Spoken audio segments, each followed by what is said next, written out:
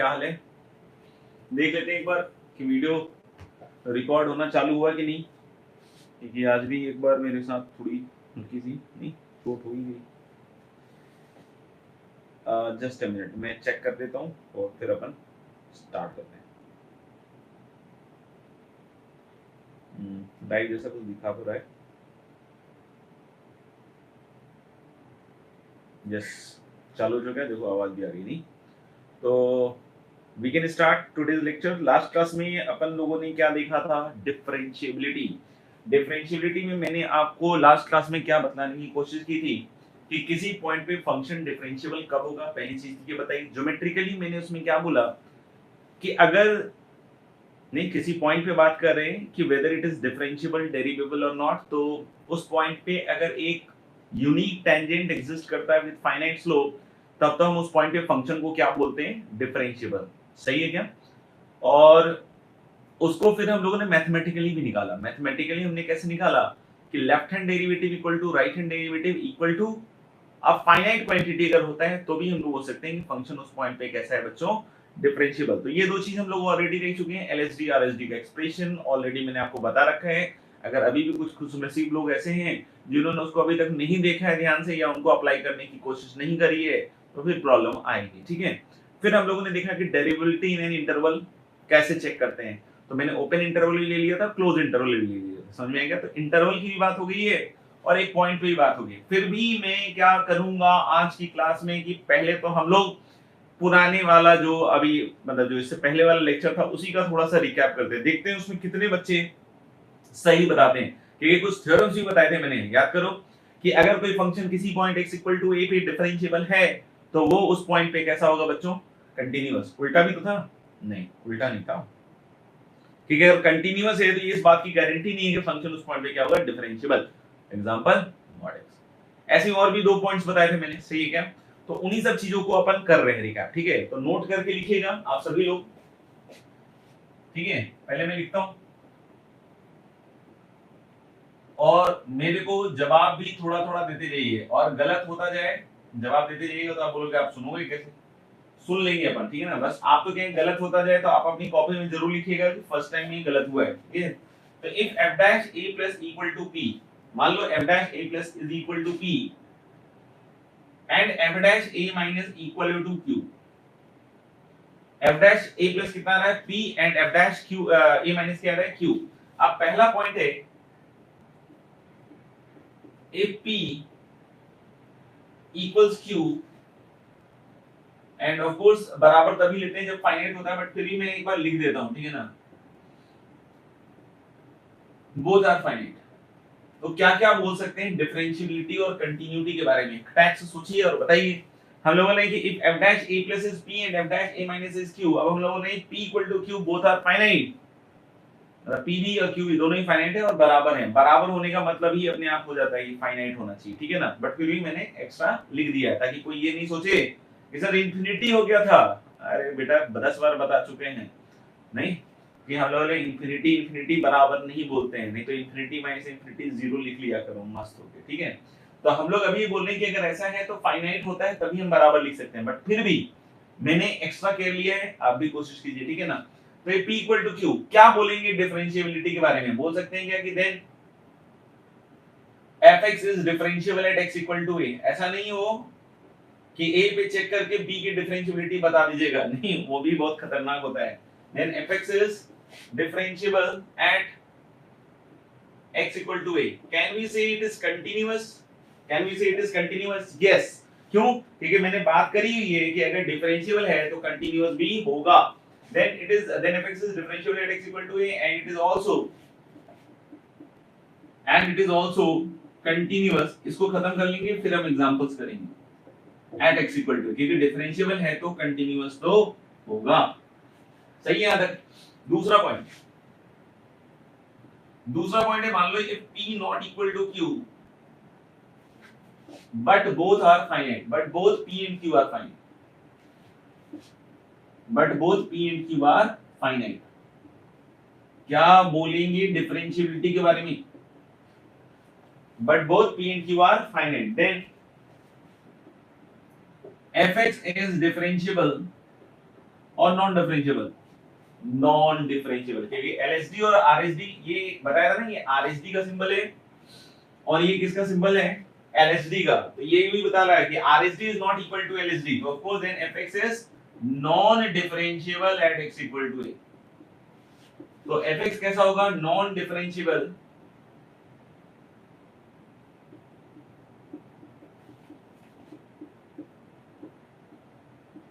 What can you say about the continuity. 1 minute का समय दे देता हूं, ठीक है, ताकि ऐसा नहीं है सर आपने तो जल्दी से बता दिया, हमें तो सोचने का मौका भी नहीं दिया।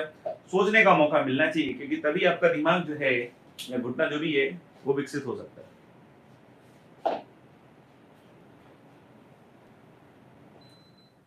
ठीक है, then FX is non differentiable at x equal to a। What will you say about the continuity, जो भी बोलोगे पहले लिख लो वहां पे, non differentiable at x equal to a, what can you say about continuity. तो देख लेना क्या लिखा है, मुझे नहीं पता, मुझे लग रहा है कि मोस्ट ऑफ द बच्चे क्या लिखते हैं यहाँ पे, 90% बच्चे यहाँ पे ये लिखते हैं, 90% बच्चे यहाँ पे क्या लिखते हैं, ये लिखते हैं कि फंक्शन मे और मे नॉट बी कंटिन्यूअस। 90% बच्चे क्या लिखते हैं, फंक्शन मे और may not be continuous at x equal to a, but ये गलत है। नहीं, अगर कोई बोल रहा है p not equal to q but both p and q are finite, but क्या है, both p and q are finite, तो हम लोग बोले कि non differentiable at x equal to a but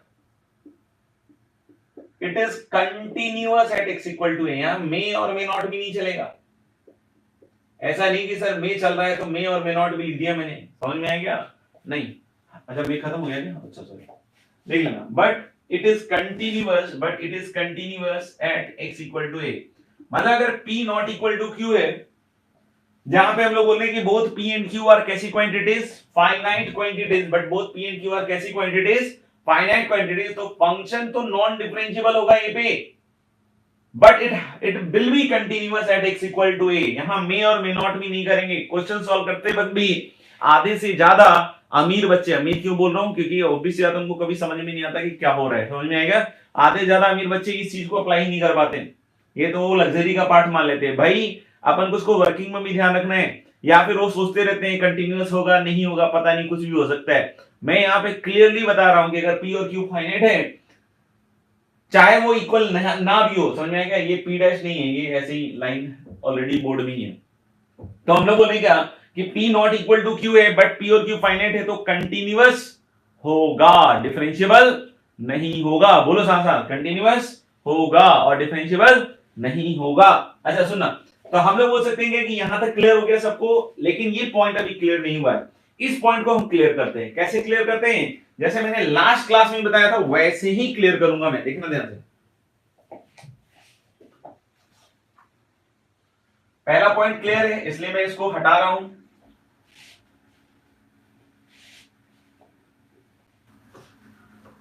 देखिएगा,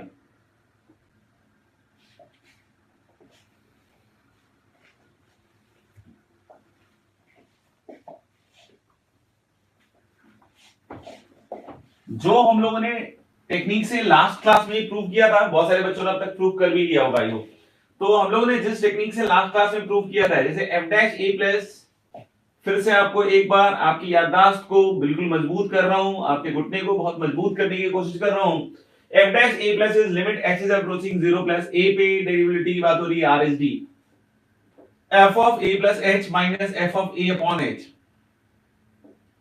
ये है rsd, जिसको हम लोगों ने अभी p बोला था। और हम लोग इस सेकंड स्टेटमेंट में क्या चीज का यूज कर रहे हैं कि both p and q are finite. अगर p फाइनाइट है, अगर ये p फाइनाइट है, समझ में आएगा, तो ये लिमिट फिर से फाइनाइट है, ये लिमिट फिर से फाइनाइट है, और डिनोमिनेटर कहां जा रहा है, जीरो, डिनोमिनेटर कहां जा रहा है, जीरो। इसका मतलब ये जो न्यूमरेटर होगा वो भी किधर जाएगा, जीरो। यानी कि हम लोग फिर से वही कंक्लूजन कर सकते हैं जो लास्ट क्लास में किया था कि limit h is approaching 0 plus f of a plus h minus f a equal to 0, and that means कि limit h is approaching 0 plus f of a plus h equal to f of a। आ गया क्या समझ में, f of a plus h equal to f of a। ऐसे ही f dash a minus, that is limit h is approaching 0 plus, नहीं, f of a minus h minus f of a upon minus H, फिर से वही, ये Q भी finite है। वहां पे भी लास्ट क्लास में भी जब हमने बात की थी ना, प्रूव किया था ना कि डिफरेंशिएबल है तो कंटिन्यूअस होगा, उसमें बस फर्क क्या था कि ये दोनों ए था, ये दोनों क्या था ए। अब बोलो ए मतलब ए क्या था, मतलब दोनों बराबर था, आरएसडी और एलएसडी क्या था बराबर, और बराबर किसके था, फाइनाइट क्वांटिटी के। तो वहां भी हमने यही फैक्ट को यूज किया था जो अभी यूज कर रहे हैं। तो आप सोचो ना, कहीं भी हमने प्रूफ में ये थोड़ी यूज किया था कि दोनों बराबर है। हमने जब डेरिवेबिलिटी से कंटिन्यूटी प्रूव किया था, तो आप लोगों को याद आ रहा है कि क्या हुआ था, डेरिवेबिलिटी से कंटिन्यूटी जब हमने प्रूव किया था, तो हमने इस बात का यूज करते हुए प्रूव किया था कि आरएसडी और एलएसडी दोनों फाइनाइट है। हमने कहीं भी प्रूफ में ये यूज नहीं किया था कि आरएसडी और एलएसडी दोनों बराबर है। याद कर लो, पुराना वीडियो दोबारा से देख लेना। तो मेरे ख्याल से आप लोगों को क्लियर है कि हमने वहां ये चीज नहीं यूज की थी प्रूफ में कि आरएसडी इक्वल टू एलएसडी, हमने सिर्फ इतना ही प्रूव किया था कि आरएसडी फाइनाइट है, एलएसडी फाइनाइट है, तो वहीं से हमने प्रूव कर दिया था कि डिफरेंशिएबल है तो कंटीन्यूअस भी होगा। यहां पे भी देख लो, यहां पे तो नॉट इक्वल दिया हुआ ना, बट दिया तो फाइनाइट ही है, तो फिर से ये जीरो जा रहा है तो ऊपर वाला भी जीरो जाएगा, तो दिस विल इंप्लाई। अब यही छोटी छोटी बातें बच्चे ध्यान नहीं रख पाते हैं। तो limit h is approaching 0 plus f of a minus h equal to f है। यहां से फिर से वही हो गया ना कि LHL equal to RHL equal to क्या हो गया, सॉरी LHD इक्वल टू, हाँ नहीं सही बोल रहा था, LHL इक्वल टू RHL, क्योंकि ये भी फंक्शनल वैल्यू के बराबर है, ये भी फंक्शनल वैल्यू के बराबर है, तो क्या हो गया LHL equal to RHL equal to value of the function. तो यहां से फंक्शन कैसा हो जाएगा, कंटीन्यूअस। तो सेकंड पॉइंट मेरे ख्याल से अब क्लियर हो गया होगा कि अगर p और q इक्वल नहीं है but both p and q are finite, तो नॉन डिफरेंशिएबल तो होगा, बट साथ ही साथ कंटीन्यूअस 100% होगा, 100% होगा। ठीक है, अब अगले पॉइंट पे आते हैं, थर्ड पॉइंट, इसी में third point.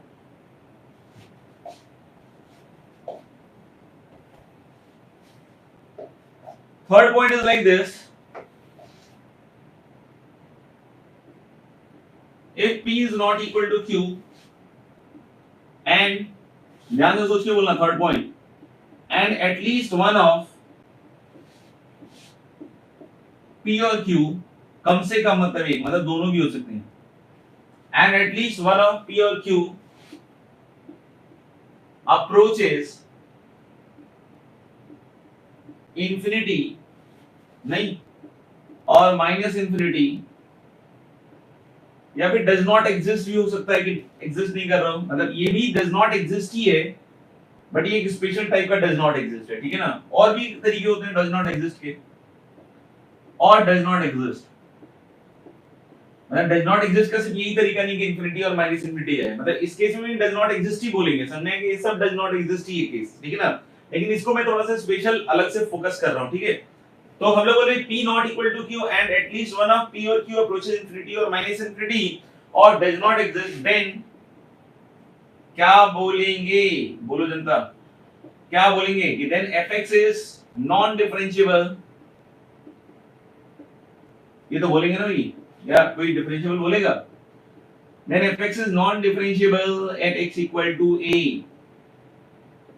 then fx is non-differentiable at x equal to a. What will you say about the continuity of the function at this point? सोच समझ के बोलेंगे और लिखेंगे, क्योंकि वही चीज बार बार गलती होगी अगर अभी गलती हुई तो। जैसे लास्ट टाइम हो गया ना, 90% का तो गलत हुआ ही होगा।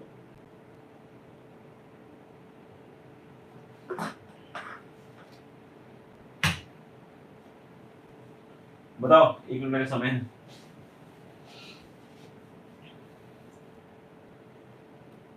क्या बोलेंगे कंटिन्यूटी के बारे में, discontinuous, discontinuous, right? No, wrong, not discontinuous. अब बोले then fx is not differentiable at x equal to a and ठीक है ना, it may or may not B continuous, मतलब अभी भी कंटिन्यूअस होने के चांसेस हैं, एंड इट मे और may not be continuous at x equal to a, and may or may not be continuous at x equal to a, hence check the continuity separately.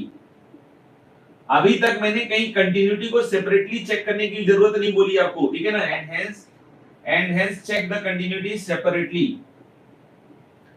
अभी तक क्या था कि अगर P इक्वल टू Q हो जाए, समझ में आएगा, क्योंकि आगे चल के हम इसको मैं अभी एक्सप्लेन करता हूं, सांस तो रखो यार, सुनना, हम लोग ने क्या कि इसको भी एक्सप्लेन करते हैं, बट आप पहले ये समझो कि अभी तक मैंने आपको कंटिन्यूटी सेपरेटली चेक करने की राय नहीं दी, अभी पहली बार दे रहा हूं, ठीक है ना।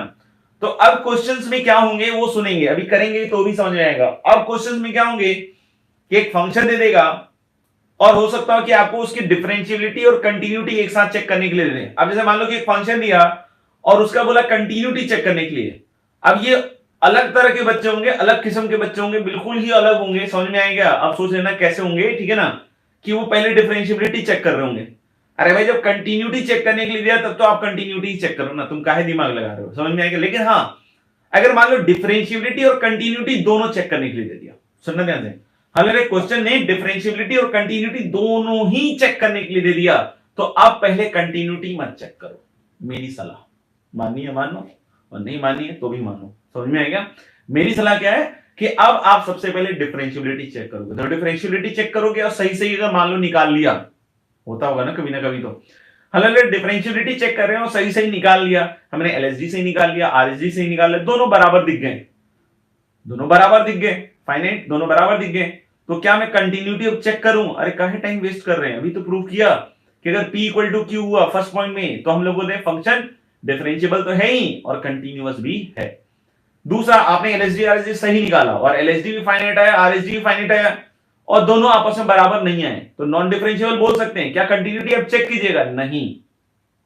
अभी सेकंड पॉइंट में बताया कि फंक्शन अभी भी कैसा होगा, continuous, you do not have to check the continuity, समझ में आएगा।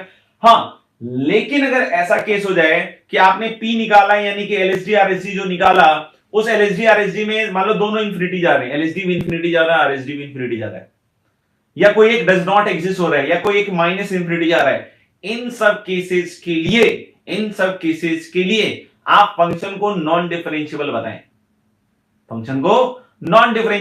लेकिन कुछ ऐसे खास किस्म के बच्चे होते हैं जो नॉन डिफरेंशिएबल के साथ साथ डिसकंटिन्यूअस भी बता देते हैं।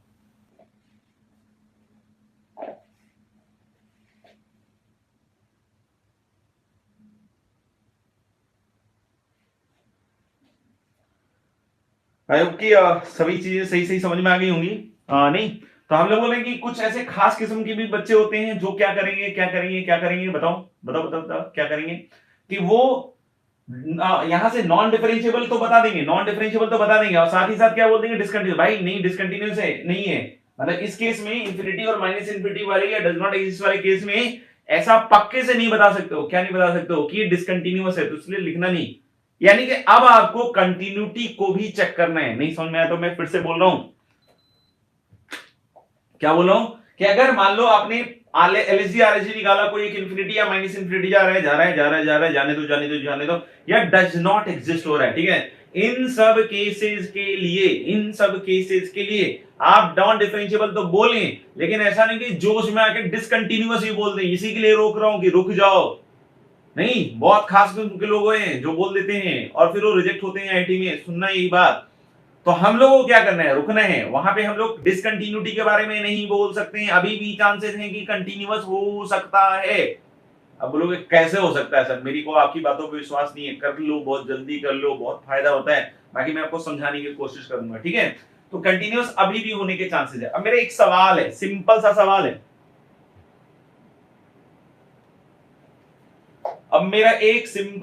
है, देखिएगा, ये P निकाला आपने, ये Q निकाला है, इसको तो पहले हटा देते हैं क्योंकि अब थर्ड पॉइंट का इससे कोई लेना देना नहीं है कि कंटिन्यूअस होगा। कंटिन्यूअस हो भी सकता है और नहीं भी हो सकता है। अभी हम यहां पे आए हैं, P और Q निकाला मैंने, सही है क्या, और मान लो ये इंफिनिटी आ गया और ये भी मान लो इंफिनिटी आ गया, मुझे नहीं पता, हो सकता है एक इंफिनिटी आए, हो सकता है ज्यादा भी इंफिनिटी आ जाए या माइनस इंफिनिटी आ जाए। मान लो कि कोई लिमिट इंफिनिटी जा रहा है, तो ऐसा पॉसिबल तो है ना कि ऊपर वाला जीरो जा रहा हो अभी भी। मतलब क्या इस बात से आप इनकार कर सकते हैं क्या कि ऊपर वाली क्वांटिटी अभी भी जीरो जा रही हो? ऊपर वाला जीरो जा सकता है ना भाई, और नीचे वाला भी जीरो जा सकता है। अब ये हो सकता है कि जो ऊपर वाले का जीरो जाने का रेट है और जो नीचे वाले का जीरो रेट है वो डिफरेंट हो, और उसकी वजह से ये पूरी लिमिट तो इंफिनिटी जा रही है, लेकिन ऊपर वाला भी जीरो जा रहा है और नीचे वाला भी कहां जा रहा है, ये वाला एक्सप्रेशन भी कहां जा रहा है, जीरो। समझ में आ गया?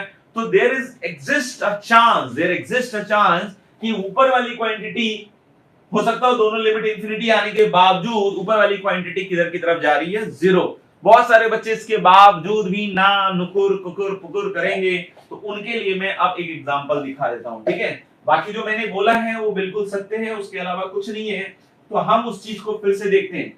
Let us talk about a function fx equal to x की power 1/3 at x equal to 0. Just check its LSD and RSD. Remember this function for at least 2 years. At least 2 years मतलब at least 1 year या जो भी 1.5 year. समझ में आया क्या? At least 1.5 year. समझ में आ रहा है? क्यों? ये आईटी तक तो याद रखना ही पड़ेगा।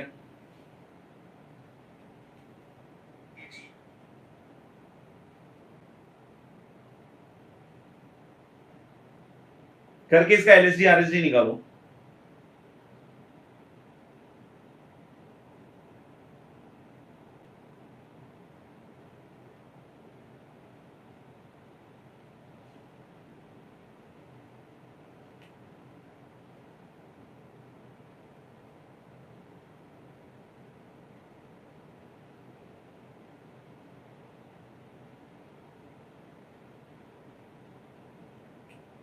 आरएसडी आया किसी का?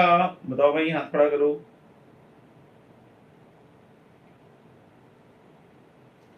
मेरे ख्याल सब लोगों ने निकाल लिया होगा और मेरे ख्याल सबको समझ में भी आ गया होगा कि ऊपर x की पावर 1/3 और नीचे h है, तो अल्टीमेटली लिमिट तो इंफिनिटी आएगा, बट ऊपर वाली क्वांटिटी जीरो की तरफ जा रही है।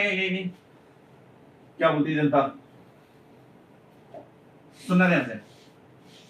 अब इस फंक्शन की कंटिन्यूटी पे तो किसी को शक नहीं है ना, क्योंकि आप अगर limit x is approaching 0 plus निकाल रहे हो, क्यूब रूट है भैया, तो 0 माइनस के लिए भी चलेगा, तो ये 0 जा रहा है। Limit x is approaching 0 minus निकाल रहे हो, नहीं तो भी 0 आ रहा है। और x इक्वल टू 0 पे अगर f0 निकाल रहे तो भी 0। तो कंटिन्यूटी में तो किसी को कोई शक नहीं, मैंने कंटिन्यूटी अलग से चेक करके दिखा दी। समझ में आएगा? अब हम एलएसडी और आरएसडी पे चल रहे हैं। अब हम किस पे चल रहे हैं? एलएसडी और आरएसडी पे। बस मैं चेक करता रहता हूं यार बीच में कि वीडियो चल रहा है कि नहीं चल रहा है।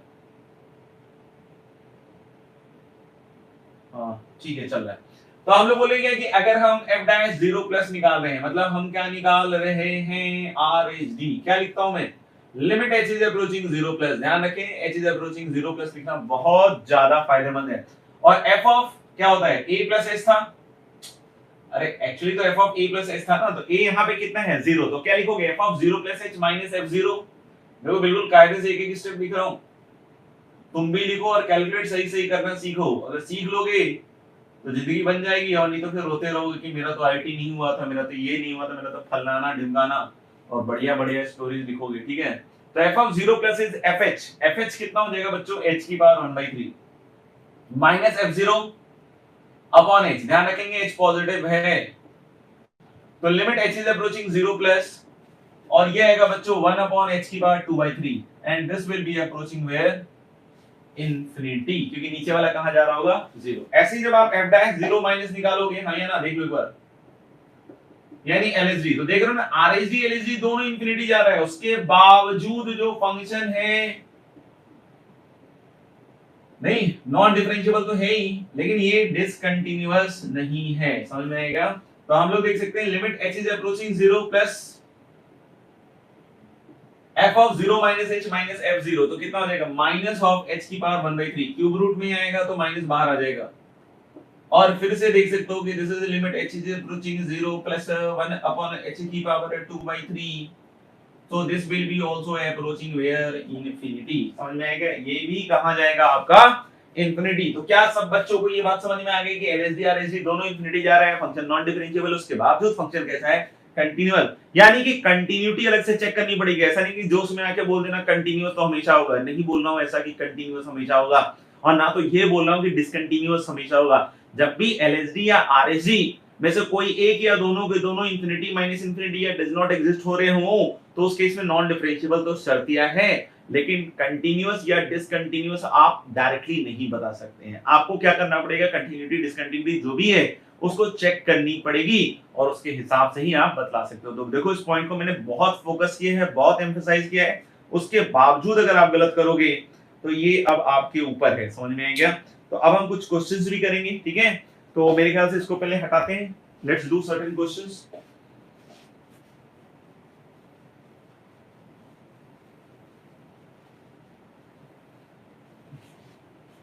तो लास्ट क्लास में जो पढ़ाया था उसी का अभी तक मैं रिकैप कर रहा था, और उसी में देखो एक दो जगह मोस्ट ऑफ द बच्चों से गलतियां हुई होंगी। अभी मत बोलना कि सर मेरी नहीं हुई, जिसकी नहीं हुई है उसकी अलग बात है, लेकिन मोस्ट ऑफ द बच्चों से गलतियां होती ही हैं, इसलिए ध्यान से नोट कर लें।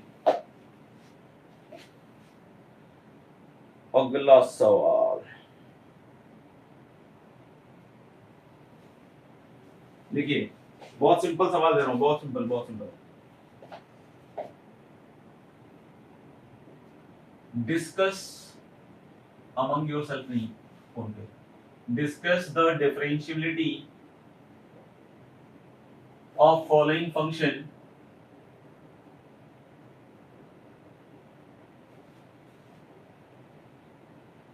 discuss the differentiability of following functions at given point। जो पॉइंट्स गिवन है उस पे इंडिकेटेड पॉइंट। देखो मुझे लिखने की भी आदत पड़ेगी, पहले मैं डिक्टेट कर करके कर रहा। कोविड-19 जिंदाबाद। fx equal to modulus of ln x। बोल के सर पॉइंट तो लिखा ही नहीं आपने। लिख रहा हूं बेटा, लिख रहा हूं, चिंता न किया कर।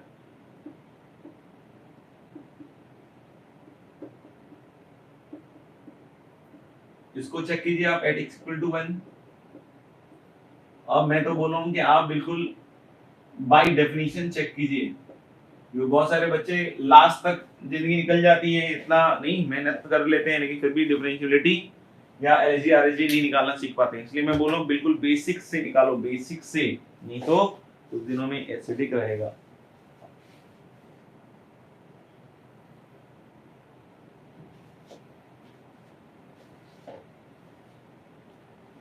करिए करिए भैया करिए।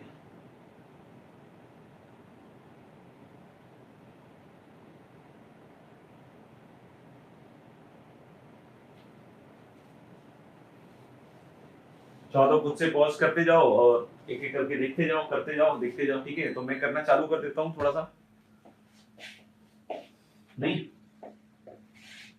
तो एट इंडिकेटेड पॉइंट तो फंक्शन नंबर 1 है L mod of ln x at x equal to 1, ठीक है? तो सबसे पहले हम मॉड ऑफ ln x की करते हैं चर्चा, नहीं करेंगे कोई खर्चा, करेंगे चर्चा। देखना fx इक्वल टू कितना है, modulus of ln x at x equal to 1। कहां पे निकालना है, 1 पे। तो मैं बोल रहा हूं कि आप f डैश 1 प्लस निकाल रहे हो rsd, और वहां पे फिर से क्या लिखोगे आप, limit h is approaching 0 plus. देख लो भाई, ये सब चीजें ध्यान रखनी पड़ेगी। और सिंस 1 पे निकाल रहे हो तो अब f of a plus h मत लिख देना, ठीक है ना? बिल्कुल रईसों की तरह, ठीक है? हम वहां पे क्या लिखेंगे, क्योंकि 1 पे निकाल रहे हैं तो f of 1 plus h minus f1, और नीचे कितना आएगा h। तो थोड़ा सा कैजुअल कम रहे, a की जगह 1 है तो हम a की जगह 1 रख के लिखेंगे, ठीक है? अब देखना limit h is approaching 0 plus 1। What is f of 1 plus h? तो f of 1 plus h, तो fx is mod ln x. तो what will be mod of this? तो mod of ln 1 plus h. f1 सबको दिख रहा है क्या? f1 ln 1 that is 0 whole upon h. अब भाई देखना पड़ेगा ना कि मॉडुलस के अंदर की क्वांटिटी पॉजिटिव है नेगेटिव। आप सब बच्चों को पता है मेरे ख्याल से, h अगर पॉजिटिव है तो 1 plus h क्या हुआ, बोलो 1 plus h क्या हुआ, 1 plus h हुआ 1 से बड़ा। अगर h पॉजिटिव है, दिख रहा है ना, बार बार लिख रहा हूं, तो 1 प्लस h हुआ 1 से बड़ा। ln 1 0 होता है, ln 1 कितना होता है, 0। लेकिन अगर ये 1 प्लस h है तो 1 से तो बड़ा हो गया ना, तो ln 1 प्लस h कैसी क्वांटिटी होगी, पॉजिटिव। तो अगर मॉडुलस के अंदर पॉजिटिव है तो कैसे खुलता है, विथ प्लस साइन। कैसे खुलता है, विथ प्लस साइन। यानी यहां पे हम लोग कैसे लिखेंगे, ln 1 plus h upon h। क्या ये लिमिट देखा है किसी बच्चे ने? यस। तो हम लोग बोले इसकी लिमिटिंग वैल्यू क्या होगी भैया 1। तो हम लोग बोले कि RHD आ गया 1, f डैश 1 माइनस, फिर से limit h is approaching 0 plus ही रहेगा बच्चों। और यहाँ क्या आएगा f ऑफ 1 माइनस h। देखो बिल्लू एक एक स्टेप करके लिख रहा हूं, उसके बाद भी भाई नहीं समझ में आया तो फिर बताओ क्या करें। नहीं आपको ही मेहनत करनी पड़ेगी अब। f of 1 minus h minus f1, जैसे ही f of a minus h minus f of 1 minus h आता है तो एक ही जगह 1 रख दिया। किसी को लग रहा है कि सर ये तो मेरे याद ही नहीं है, तो वही तो बताया था कि याद करो। f ऑफ 1 माइनस h तो modulus of ln 1 minus h। अब थोड़ा सोचो कि ln 1 माइनस h कैसा होगा, पॉजिटिव या नेगेटिव। f1 0 नीचे minus h, ln 1 minus h negative होगा, क्यों? क्योंकि h कैसा है, पॉजिटिव। h 0 प्लस है तो 1 माइनस h 1 से छोटा हुआ ना भाई। तो log का ग्राफ पैसे वाला देखा ही है, log x का ग्राफ। अरे देखा है ना log x का ग्राफ यार। 1 पे 0 होता है, 1 के जस्ट आगे 0 से जस्ट बड़ा होता है, और 1 के जस्ट पहले 0 से जस्ट छोटा है। तो ln 1 माइनस h नेगेटिव है, तो यहां पे एक माइनस साइन से खुलेगा मॉड, और नीचे माइनस h। तो what is this ln 1 minus h, h approaching 0 plus पे 1, और एक बाहर माइनस साइन है, सो दिस इज माइनस 1। यानी आपको यहां दिखला रहा है कि RHD is not equal to LHD and hence the function is non differentiable। लेकिन दोनों फाइनाइट क्वांटिटीज हैं तो फंक्शन कंटीन्यूअस तो होगा ही। तो आप देख सकते हो कि जब मॉड का ग्राफ बनाओगे, दिख रहे हैं ये ln x का ग्राफ है, मॉड का ग्राफ ऐसा आएगा। तो हम लोग बोले कि मॉडुलस ऑफ ln x का ग्राफ ऐसा आएगा, समझ में आएगा। और यहां आप देख सकते हो कि यहां पे एक शार्प कॉर्नर है, ये दिख रहा है ना कि बिल्कुल एकदम जैसे ही पलटा तो यहां क्या आया, एक शार्प कॉर्नर। तो इंग्लिश में तो उसको शार्प कॉर्नर बोलते हैं। चाहो तो हाथ लगा के देख लो, हाथ कट जाए उंगली, नहीं हल्ले शार्प कॉर्नर, या फिर हम इसको हिंदी में क्या बोलते हैं, चोंच। ठीक है, तो शार्प कॉर्नर है, सही है क्या? यानी पहला फंक्शन x इक्वल टू 1 पे कैसा है, non differentiable, modulus of ln x। ln square x क्या है बच्चों, उसको करते हैं। तो वीडियो पॉज कर करके देखते जाइएगा।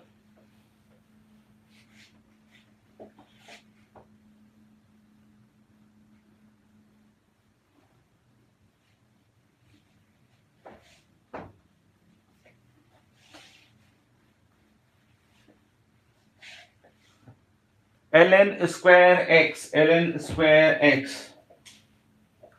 तो लेके ln square x at x equal to 1। अब थोड़ा डायरेक्ट लिख रहा हूं, ठीक है ना। तो थोड़ा सा आप भी सोचिएगा क्या क्या कैसे हुआ। f डैश 1 प्लस लिखेंगे फिर से, तो limit h is approaching 0 plus f of 1 plus h, फिर से 1 पे देखना है, f ऑफ 1 प्लस h। तो 1 प्लस h क्या हो जाएगा बच्चों, ln square 1 plus h minus f of 1 0 और होल अपॉन h।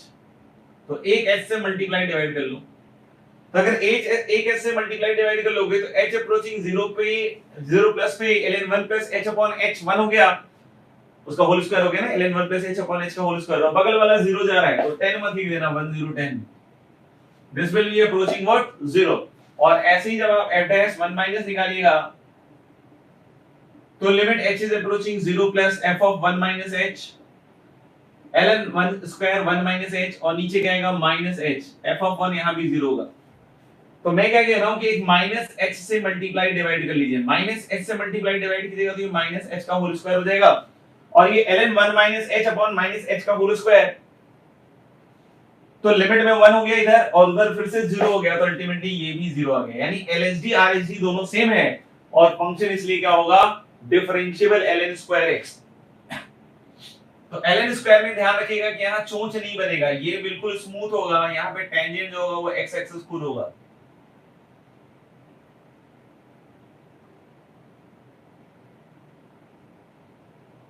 ठीक है, तो ये ln x का कर्व होगा, ln x का कर्व होगा, ln स्क्वायर करोगे तो ये फिर से ऊपर आएगा, but this time here it is a smooth point, और इसको हम लोग क्या कहेंगे यहाँ पे, डिफरेंशिएबल। थर्ड निकाल लिया e की पावर माइनस मॉड x का एट x इक्वल टू 0।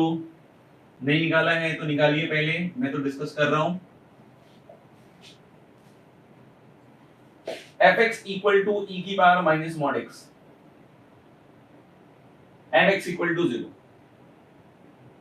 ध्यान रखना कि हम लोग बोल रहे हैं क्या कि limit h is approaching 0 plus f dash 0 plus निकाल रहे हैं, a की वैल्यू 0 है यहाँ पे, तो limit h is approaching 0 plus f of a plus h, that is f of 0 plus h, fh क्या हो गया, e की power minus mod h minus f0, f0 कितना हो गया 1 अपॉन h।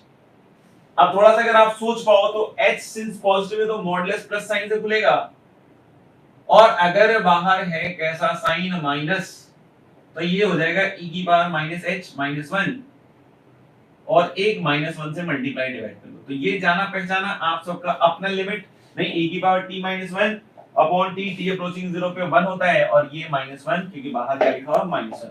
ऐसे ही f डैश 0 माइनस बिल्कुल वही कर रहा हूं जो बताया है, उसके अलावा कुछ नहीं कर रहा हूं।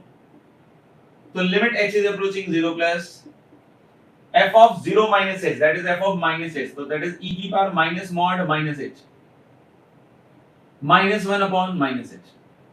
तो आप देख सकते हो कि limit h is approaching 0 plus, अब मैं बार बार बता चुका हूं कि मॉड ऑफ माइनस h लिखो चाहे मॉड ऑफ h लिखो, बात बराबर है। तो ये जो मॉड माइनस h है बच्चों, ये मॉड h ही तो है ना एक्चुअली, और h फिर से पॉजिटिव है, तो mod minus h mod h लिख लेना, और h पॉजिटिव होने से वो h ही लिखा जाएगा, तो यहाँ पे बाहर माइनस साइन है, तो e की पावर माइनस h माइनस 1, नहीं समझ में आया तो लिख के देख लेना।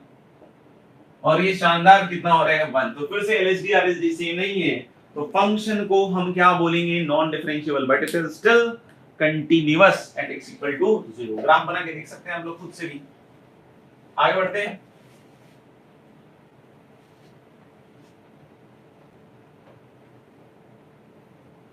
आगे हम लोग कुछ और सवाल कर रहे हैं, ठीक है, डिफरेंशिएबिलिटी पे ही।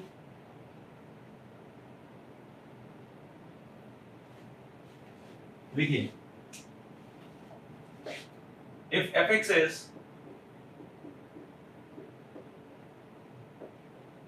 देंगे 2 मिनट का समय, खुद से करना है क्योंकि फिर बाद में दिक्कत आती है काफी। if fx is sin x square upon x for x non-zero and 0 for x equal to 0, देख लो पढ़ लो, if fx is sin x square upon x for x non-zero and 0 at x equal to 0, find tangent and normal, find tangent normal मतलब उसकी equation at x equal to 0, normal और tangent की equation लिखनी है at x equal to 0 if they exist। अगर tangent normal exist करता हो तो उसकी इक्वेशन बतलानी है सारे बच्चों को, if they exist। करिए, 2 मिनट का समय है सबके पास।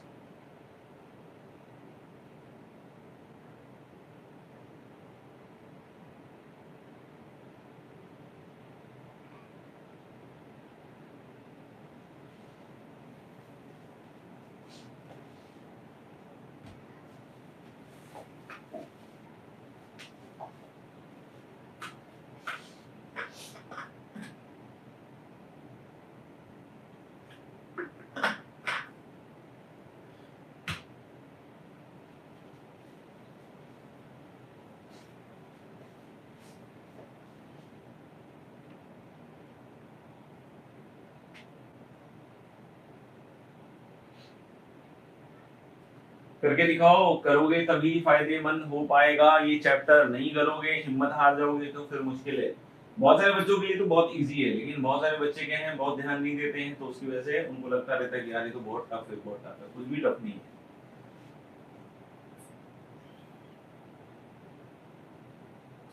सबसे पहले तो देखिए कि टेंजेंट का स्लोप एग्जिस्ट करता है कि नहीं करता है, कैसे पता चलेगा एग्जिस्ट करता है कि नहीं करता है 0 पे।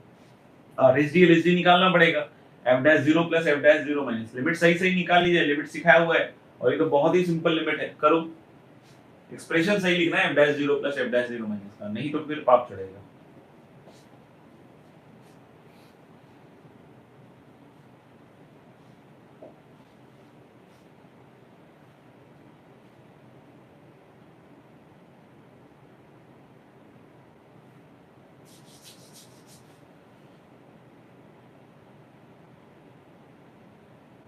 करें, देखो हेलो, जो f डैश 0 प्लस है, आप थोड़ा सा समय ले लेना अगर आपसे नहीं हुआ है तो। फिर से वही बिल्कुल बेसिक डेफिनेशन लगा रहे हैं, क्या लगा रहे हैं, बिल्कुल ही बेसिक डेफिनेशन। तो limit h is approaching 0 plus f of 0 plus h। तो what is f of 0 plus h? fh। तो तुम्हारे लिए लिख ही देता हूं मैं तो पूरा, माइनस f0 अपॉन h। अब h 0 प्लस जा रहा है तो बच्चों ये जो fh का h है तो नॉन जीरो ना। h क्योंकि 0 प्लस जा रहा है तो मैंने बताया था ना h अप्रोचिंग 0 प्लस का मतलब 0 नहीं होता है, 0 के राइट हैंड साइड में ही रहेगा, ठीक है ना। तो h है नॉन जीरो तो ये वाला पार्ट एक्टिवेट होगा ना, ये वाला पार्ट एक्टिवेट, ये वाला पार्ट कब एक्टिवेट हो रहा है? For x non zero. तो हम लोग ये वाला पार्ट अगर एक्टिवेट होता है तो limit h is approaching 0 plus और f ऑफ h क्या हो जाएगा इसके हिसाब से? sin h square upon h और माइनस f0। तो यहां से मत निकालना, ये दिया हुआ है यहां पे, ठीक है ना, माइनस 0 0 और होल अपॉन h। यानी इस चीज को मैं कैसे लिखूं? Limit h is approaching 0 plus और ये हो गया sine of h square upon h into h क्या हो गया? h square. तो what is this limit? This limit is 1। तो ये हो गया आपका RSD। RSD किसके बराबर आया बच्चों? 1। ऐसे ही जब आप LSD निकालने पे आओगे तो f डैश 0 माइनस, तो क्या लिखेंगे? Limit h is approaching 0 plus, अभी भी f of 0 minus h is f of minus h minus f0 और अपॉन क्या होगा? Minus h। Let us calculate f of minus h। So this is limit h is approaching 0 plus f of minus h, यहां पे जहां जहां x है वहां minus h रखिएगा तो साइन ऑफ माइनस h का square is sine h square upon minus h minus f0 upon minus h। अब क्या बोलते हो? अब मेरे ख्याल से माइनस 0 है तो उसकी तो कोई लेना देना है नहीं अब, तो मेरे ख्याल से ये क्या हो गया? Limit h is approaching 0 plus and now this is actually again sin h square upon h square and so this is again 1। समझ में आ गया? यानी LSD RSD अगर सेम आ गया तो क्या बोलेंगे? क्या बोलेंगे कि फंक्शन डिफरेंशिएबल है। f डैश 1 प्लस भी 1 आ गया और f डैश 1 माइनस भी 1 आ गया तो LSD और RSD का सेम आ गया तो f डैश 1 भी कितना हो जाएगा? सॉरी f डैश 0 प्लस भी 1 आ गया, f डैश 0 माइनस भी 1 आ गया तो f डैश 0 तो ऑब्वियस है LSD RSD के बराबर होगा तो इसकी भी वैल्यू किसके बराबर हो जाएगी बच्चों? 1। तो अब अगर हम लोग को स्लोप आ गया यानी कि टेंजेंट अगर लिखना है तो y माइनस y1 किस पॉइंट पे निकालना है? x equal to 0। x equal to 0 पे y भी क्या है? 0। तो हमें किस पॉइंट पे टेंजेंट लिखना है? 0, 0 पे। टेंजेंट किस पॉइंट पे लिखना है? 0, 0 क्योंकि x 0 पे बोला टेंजेंट, वहां पे y देख लो बाय डेफिनेशन कितना रहा है? 0। तो y minus 0 equal to slope that is m into x minus 0। So what is the equation of tangent y equal to x? तो हम उसको कैसे लिख सकते हैं? x minus y equal to 0 और नॉर्मल ऑब्वियस बात है क्या हो जाएगा फिर? x plus y equal to 0 क्योंकि स्लोप उसका क्या हो जाएगा? -1। तो एक y equal to x आ गया और एक क्या आ गया? y equal to -x। तो we have done this question right। अभी हम अगले सवाल पे चलते हैं।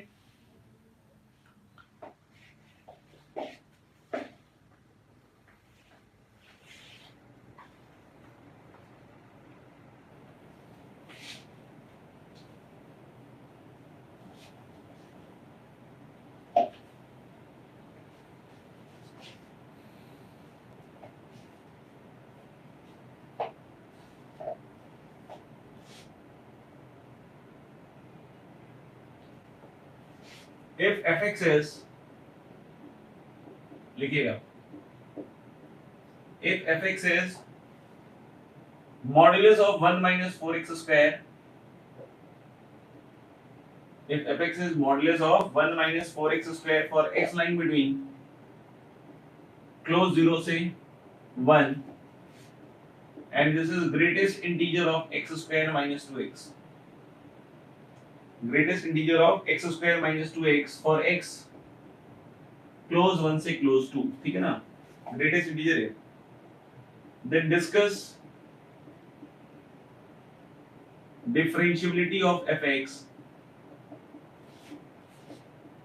discuss differentiability and continuity of fx in close 0 से close 2। close 0 से close 2 में आपको डिफरेंशियबिलिटी के बारे में डिस्कस करना है एज वेल एज कंटिन्यूटी के बारे में। सोचिए कैसे कर सकते हैं आप। देखिए बहुत सिंपल है।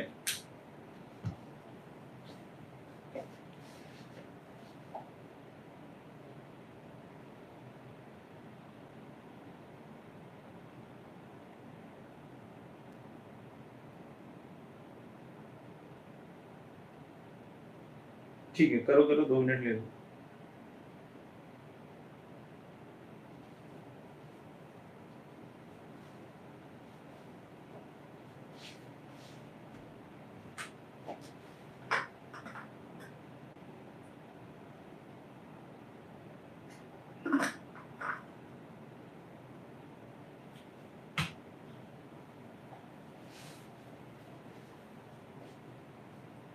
ऊपर मॉड, नीचे ग्रेटेस्ट इंटीजर, आगे कुआं पीछे खाई।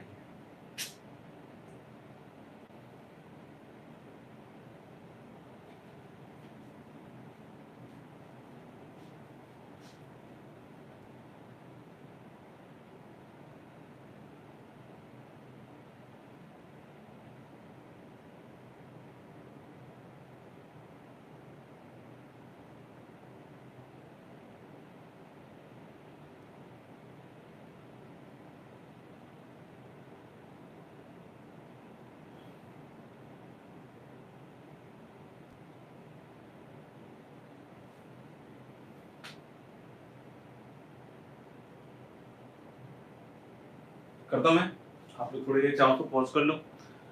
तो मैंने पहले ही बताया था कि अगर इंटरवल में कभी भी कंटिन्यूटी या डिफरेंशियलिटी चेक करना है तो best method is to either draw the graph और pick up the doubtful points. Doubtful point integer है और ये क्या है, मॉडुलस है। तो मॉडुलस तो जहां अंदर जीरो होता है वहां पे गड़बड़ करता होगा, मैं पक्का नहीं है, आपको चेक कर लेना चाहिए, ठीक है ना। ऑलवेज चेक, और ऑलवेज चेक मतलब इस तरह केस में। और ये ग्रेटेस्ट इंटीजर तो जहां अंदर वाला इंटीजर होता होगा वहां पे लफड़े होते होंगे, समझ में आया क्या। तो या तो आप डाउटफुल पॉइंट वैसे कलेक्ट कर लीजिए कि ये अंदर जीरो कहां हो रहा है इस इंटरवल में, और ये वाला कहां कहां इंटीजर हो रहा है। और 1.1 तो जरूर चेक करना बनता है, क्यों, क्योंकि 1 पे डेफिनेशन लफड़ा कर रहा है, ठीक है। और क्लोज इंटरवल है तो 0 और 2 की भी बात अपन को अलग से सोच लेनी चाहिए, समझ में आया मैंने क्या बोला डाउटफुल पॉइंट के हिसाब से कि 0, 2 और 1 पे डेफिनेशन चेंज, ये तो है ही। बट बीच में मॉडुलस कहां खतरा कर सकता है, जहां मॉडुलस के अंदर की चीज 0 हो रही हो। तो देखा ना, मॉडुलस ऐसे जैसे ऊपर जाता है या नीचे नहीं जाता, ऊपर जाता है, तो वहां पे नॉन डिफरेंशिएबिलिटी के चांसेस बनते हैं, समझ में आएगा। और ग्रेटेस्ट इंटीजर कहां पे लफड़ा कर सकता है, जहां जहां अंदर वाली क्वांटिटी इंटीजर हो। ऐसा नहीं कि सिर्फ x को इंटीजर लेके नाचते रहना, अंदर वाली क्वांटिटी देखनी पड़ेगी इंटीजर का है, वहां पे फिर से चेक कर लेना, ऐसा नहीं कि बिल्कुल गड़बड़ कर देना। और दूसरा क्या है बेस्ट तरीका, ड्रॉ द ग्राफ। दूसरा तरीका क्या है बेस्ट, कि हम ग्राफ बनाएं। तो क्या हम इसका ग्राफ बना सकते हैं, इसका ग्राफ बना सकते हैं, बहुत ही सस्ता काम है, ठीक है। तो मैं इसका ग्राफ बना के आप लोगों को दिखाता हूं, अगर आप लोगों ने नहीं बनाया। तो पहले तो 0 से 1 देखना, तो कि 1 माइनस 4x² की अगर हम बात करें तो ये 2 पॉइंट पे 0 हो रहा है, -1/2 एंड 1/2 आई होप। अरे करो ना, 4 मैं पूरे के लिए पहले बना दे रहा हूं। तो 4x² इक्वल टू 1 तो x equal to half and minus half, ये पैराबोला ही तो है ना अंदर वाला 1 माइनस 4x², उल्टा पैराबोला है। क्यों, क्योंकि x² का कोएफिशिएंट कैसा है, नेगेटिव। x² का कोएफिशिएंट कैसा है, नेगेटिव, तो उल्टा पैराबोला है। तो आपको समझ में आ रहा है कि इस तरह का होगा, 0 पे इसका वर्टेक्स है, और इसका जैसे ही मॉड लोगे तो ये ऊपर जाएगा और ये ऊपर जाएगा, जाएगा कि नहीं जाएगा आपको पता है ना। तो मॉड लेते ही ऊपर जाएगा, तो ये है मॉडुलस ऑफ 1 माइनस 4x² का ग्राफ। तो मुझे लग रहा है कि हाफ पे सिर्फ 0 से 1 में बनाना है, तो मुझे बस ये वाला जो पार्ट है ये कॉपी करना है। 0 पे इसकी वैल्यू 1 है, और 1 पे आप देख सकते हो कि इसकी वैल्यू 3 के आसपास जाएगी, 1 माइनस 4 माइनस 3, बट ये 3 के आसपास जाएगी। बट 1 पे ओपन है, तो हम लोगों ने कि जाएगा तो हाइट इसका 3 के आसपास, तो हम लोग इस तरीके से 3 की हाइट को डिनोट कर लेते हैं, 0,3 बोल देते हैं इसको, ठीक है ना। तो ये समझ में, इतना ही पार्ट मैंने कॉपी किया, टिंग टिंग नहीं। 1 पे हॉलो क्यों लगाया, क्योंकि 1 पे ऊपर से क्लोज नहीं आ रहा है। हम अब इसकी बात करते हैं, तो ये वाली चीज क्या है, अंदर वाला जाना पहचाना है x माइनस 1 का होल स्क्वायर, और पूरे के बाहर क्या लिखते हैं, -1। पूरे के बाहर क्यों लिख सकते हैं, क्योंकि आपको पता है ना कि greatest integer of x plus m is greatest integer x plus m। तो आप देखो ना, x माइनस 1 का होल स्क्वायर हो गया x² minus 2x plus 1, x² minus 2x plus 1। तो greatest integer of x² minus 2x बगल हो जाएगा, और 1 और -1 कट जाएगा। तो क्या इसको ऐसे लिख सकते हैं, यस। x अगर 1 से 2 है बच्चों, x अगर 1 से 2 है, तो x माइनस 1 कहां से कहां तक हो गया, देखना, x माइनस 1 कहां से कहां तक हो गया, ध्यान से देखना, ये हो जाएगा 0 से लेकर 1। ये मैंने 2 अभी ओपन कर दिया है। x इक्वल टू 2 पे हम अलग से निकाल लेंगे। x इक्वल टू 2 पे देख लो, 2 का स्क्वायर माइनस 2 इंटू 2, 0 आ गया। इसको मैंने तोड़ दिया, समझ में आया क्या? क्योंकि वो ग्रेटेस्ट इंटीजर में भी तो लफड़ा करेगा 2 वाला अलग से। तो x इक्वल टू 2 पे डायरेक्टली देख लो वैल्यू कितनी आएगी, 0। तो अब मैंने x को क्लोज 1 से 2 लिया, तो x माइनस 1 0 से 1 हुआ। तो अगर मैं पूछूं कि x माइनस 1 का होल स्क्वायर कहां से कहां तक होगा, तो x माइनस 1 का होल स्क्वायर भी 0 से 1 में होगा। कोई भी नंबर 0 से 1 के बीच का लेके उसको स्क्वायर कर दो तो अभी भी 0 से 1 के बीच में होगा। तो अगर मैं अब पूछूं कि what is the greatest integer of x minus 1 का होल स्क्वायर, तो 0 से 1 के बीच के नंबर का ग्रेटेस्ट इंटीजर कितना होता है बच्चों, 0। अगर ये 0 हो गया तो आपको एक फील आई कि ये पूरा का पूरा माइनस 1 हो गया 1 से 2 के बीच में। 1 से 2 के बीच में ये पूरा माइनस 1 हो गया, और 2 होलो सर्कल और 2 पे वैल्यू क्या हो गई, 0। देख लो, तो ये इस फंक्शन एफ का ग्राफ है। तो आई कैन से कि x इक्वल टू हाफ पे चोंच बन रहा है, तो नॉन डिफरेंशिएबल, 1 पे नॉन डिफरेंशिएबल और 2 पे भी कैसा होगा, नॉन डिफरेंशिएबल। तो ये 3 पॉइंट्स हैं जहां नॉन डिफरेंशिएबल है। डिसकंटिन्यूअस, तो डिसकंटिन्यूअस कहां कहां हो रहा है, 1 पे और 2 पे। किसी को लग रहा है कि इसे 2 2 कैसे बोल दिया आपने, 2 पे तो साफ साफ दिख रहा है डिसकंटिन्यूअस, और डिसकंटिन्यूअस है तो नॉन डिफरेंशिएबल होगा ही। किसी के दिमाग में आ सकता है कि 0 पे कंटीन्यूअस तो सही है, लेकिन आपने डिफरेंशिएबिलिटी कहां चेक की, चेक कर ली बेटा। यहां पे ये से बन रहा है ना, ये यहीं से तो नीचे आ रहा है, तो पहले टेंजेंट ये था, पहले टेंजेंट ये था ना, बिल्कुल मैक्सिमम का point tangent parallel to x axis होगा। मान लो कि इसका आधा ग्राफ उड़ गया, इधर से अगर ग्राफ उड़ गया तो इधर से जो टेंजेंट आएगा टेंजेंट तो यही रहेगा, यानी कि आरएचडी जो इसका होगा, आरएचडी जो होगा इसका कितने के बराबर होगा, 0। ये समझ में आ रहा है कि यहां पे मैंने क्या बोला कि अगर ये ऐसे ओरिजिनली ग्राफ था तो टेंजेंट ऐसा था, तो इस पॉइंट पे डेरिवेटिव की वैल्यू क्या रही होगी, अगर टेंजेंट पैरेलल है भाई तो डेरिवेटिव तो 0 होगा ना, मतलब आरएचडी एलएचडी दोनों तरफ से वैल्यू क्या आ रही होगी, 0 आ रही है। इधर का ग्राफ हटा दिया तो उधर का टेंजेंट हट गया, गया, लेकिन इधर का तो रह गया ना, इधर हटाया, लो हटा दिया, इधर का रह गया। तो इसका अभी आरएसडी चेंज होगा क्या, नहीं, हम तो ग्राफ उधर का हटाया ना, तो आरएसडी तो अभी भी कितना होगा, 0। तो मैंने क्या बताया था एंड पॉइंट पे कि अगर RSD exist and is finite तो क्या कह देंगे उस पॉइंट पे, समझ में ना, एंड पॉइंट पे बोला था ना अभी क्लोज ए से क्लोज बी में जब बता रहा था, तो एक के लिए क्या बोला था कि RSD exist and must be finite. तो दिख रहा है कि हम लोग को वहां पे फाइनाइट भी है, 0 के बराबर है, ठीक है। तो डेफिनेटली हम लोग बोल सकते हैं कि सिर्फ यही पॉइंट नॉन डिफरेंशिएबिलिटी के होंगे, और ये पॉइंट किसके होंगे बच्चों, डिसकंटिन्यूटी के। अगले सवाल पे आते हैं।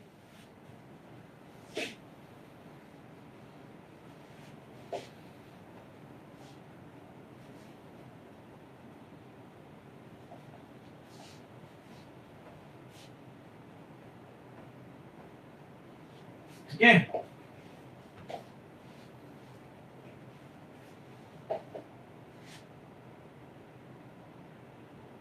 देखिए सिंपल सवाल है, पिछला वाला भी सिंपल ही था,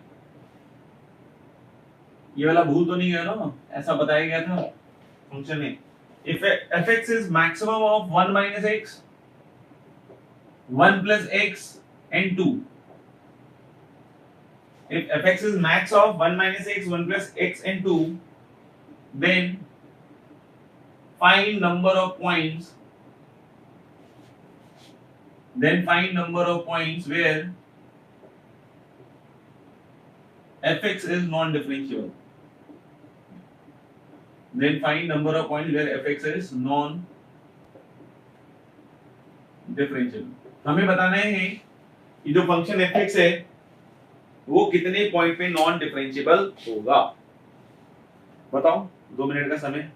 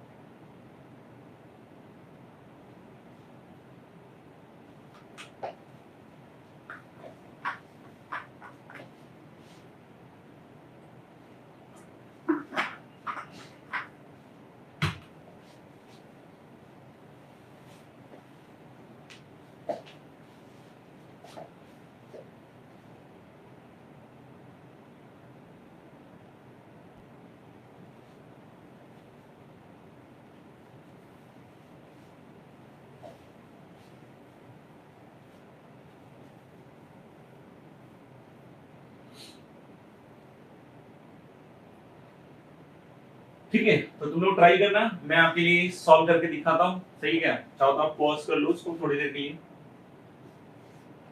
बताया था कि तीनों का ग्राफ ड्रॉ करना पड़ेगा और फिर जो मैक्सिमम होगा, मतलब जिस भी इंटरवल में जो भी चीज मैक्सिमम आएगी, मतलब x की वैल्यू a से b के लिए मान लो ये वाला सबसे बड़ा आ रहा है तो ये पिक हो जाएगा, x की वैल्यू c से d के लिए 2 बड़ा आ रहा है तो 2 पिक हो जाएगा, x की वैल्यू e से f के लिए 1 x बड़ा आ रहा है तो 1 x पिक हो जाएगा। तो उसके लिए क्या करना पड़ेगा, तीनों का ग्राफ बनाएंगे, तीनों स्ट्रेट लाइन है यार, स्ट्रेट लाइन बनाना तो सीखना ही पड़ेगा ना। y 1 x मतलब x y 1 ऐसा आएगा ग्राफ। ये है 1,0, ये है 0,1। 1 plus x y equal to 1 plus x, तो हम लोग बोल सकते हैं कि 1 प्लस एक्स और इसको थोड़ा सा नाप लो, इतना ही इधर ले जाओ। नहीं, ये हो गया पॉइंट -1,0, उसके बाद ही कुछ गड़बड़ हो जाए तो बाद में संभाल लेंगे। और एक है ये पॉइंट 0,1 है, तो एक है आपका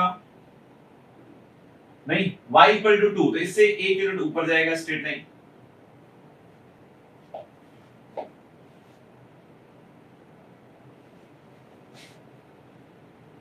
थोड़ा सा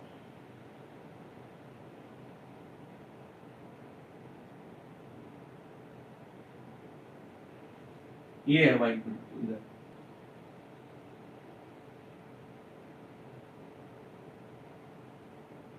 ये y equal to 1 plus x, सही है क्या,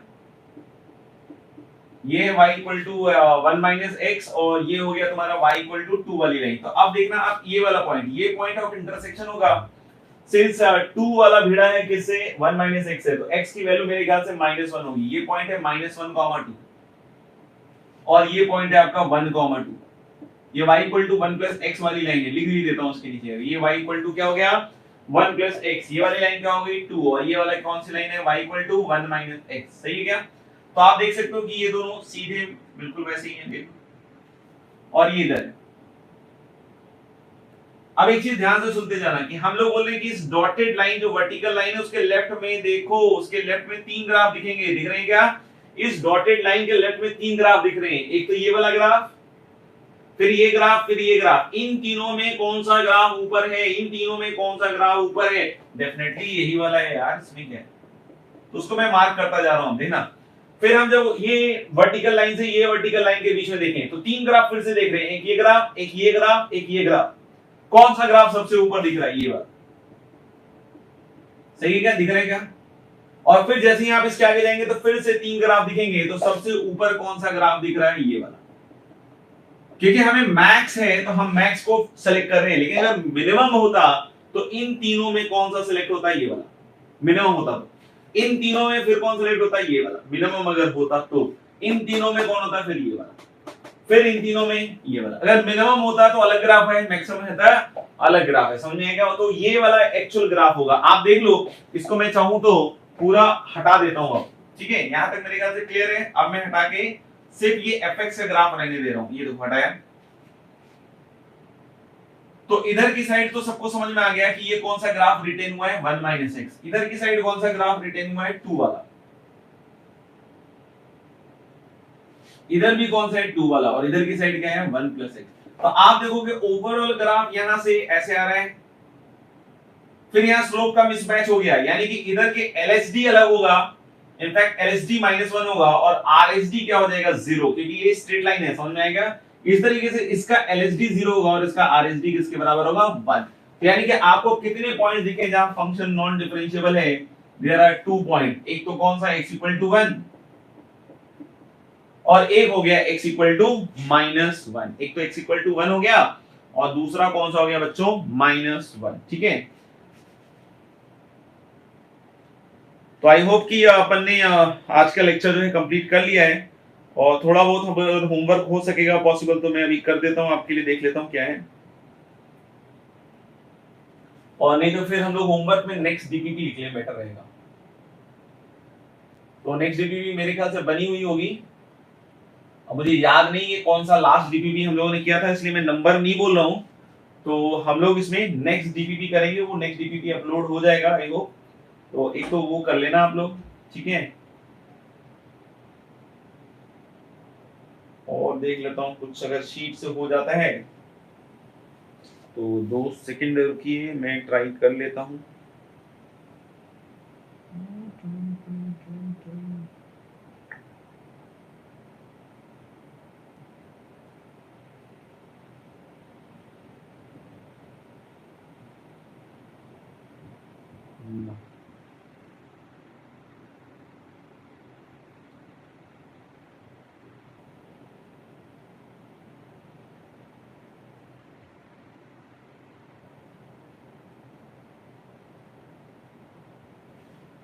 बहुत मुश्किल हो रहा है। अरे होमवर्क की बात नहीं करो, मैं देख रहा हूँ पहले कि वो शीट तो मिले पहले।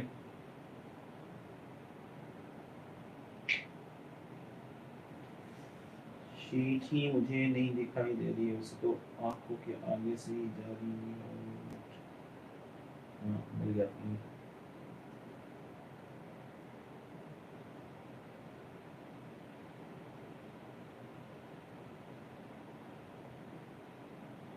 चलो कुछ तो देने लायक लग रहा है। एक तो नेक्स्ट डीपीपी हो जाएगा, फिर उसके बाद आप चाहें तो इलस्ट्रेशन। इलस्ट्रेशन आप कौन सा कर सकते हैं? 1 नंबर का इलस्ट्रेशन कर सकते हैं, इलस्ट्रेशन 2 नंबर के कर सकते हैं, और 3 नंबर के कर सकते हैं। डू योरसेल्फ 1 कर सकते हैं, और 2 भी कर सकते हैं, और इलस्ट्रेशन 1 2 3 के बाद 4 भी कर सकते हैं। सही है। एक्सरसाइज 1 में देख लेते हैं, थोड़ा बहुत दे देते हैं।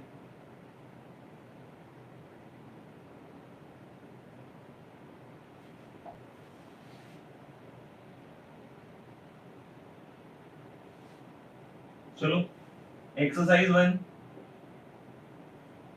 Question number 1 2 10।